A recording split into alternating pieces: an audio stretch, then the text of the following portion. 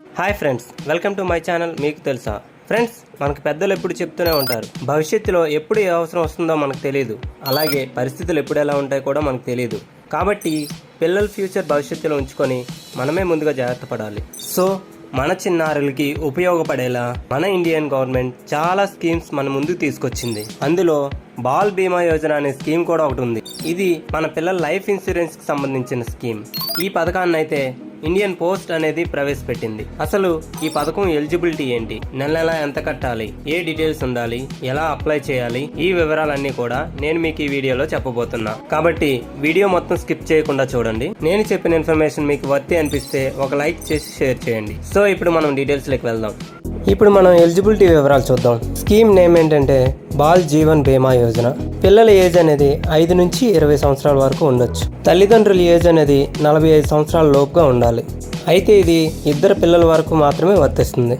Premium డీటెయిల్స్లోకి వెళ్తే మనం రోజుకి ₹6 చొప్పున కడితే 20 సంవత్సరాలు కట్టాల్సి ఉంటుంది. అంటే సుమారుగా ₹180 నుంచి ₹186 నెలకు కట్టాల్సి ఉంటుంది. అదే రోజుకి ₹18 కానీ మనం పే చేసినట్టయితే 5 సంవత్సరాలు కట్టవలసి ఉంటుంది. అంటే సుమారుగా నెలకి ₹540 నుంచి ₹558 వరకు ఉంటుందన్నమాట. మనం ఈ ప్రీమియం నెలవారీగా కానీ 3 నెలలకు ఒకసారి కానీ ఎలా అయినా కట్టుకోవచ్చు. మనం రోజుకి ₹18 చొప్పున కానీ కట్టినట్లయితే 5 సంవత్సరాలకి సుమారుగా ₹32,850 మనం కడతాం. కానీ మనకి మెచ్యూరిటీ అయినాక ₹1,00,000 చెల్లించబడుతుంది. అంటే మనకి చాలా బెనిఫిట్ ఉంటుంది.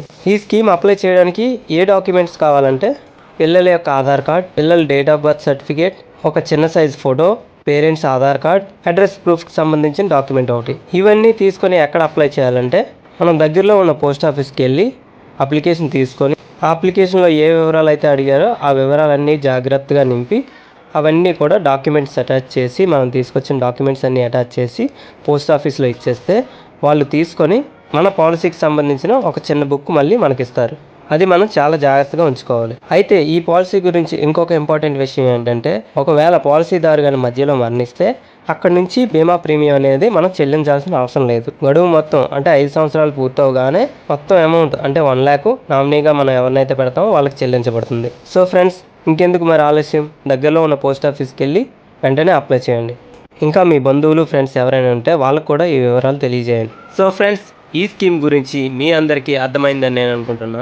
వీడియో నచ్చితే లైక్ చేసి షేర్ చేయండి. ఇంకేమైనా డౌట్స్ ఉంటే కామెంట్ సెక్షన్లో పెట్టండి. ఇంకా ఇలాంటి మరిన్ని ఇంట్రెస్టింగ్ వీడియోస్ కోసం మన ఛానల్ని సబ్స్క్రైబ్ చేసుకోండి. Thank you friends.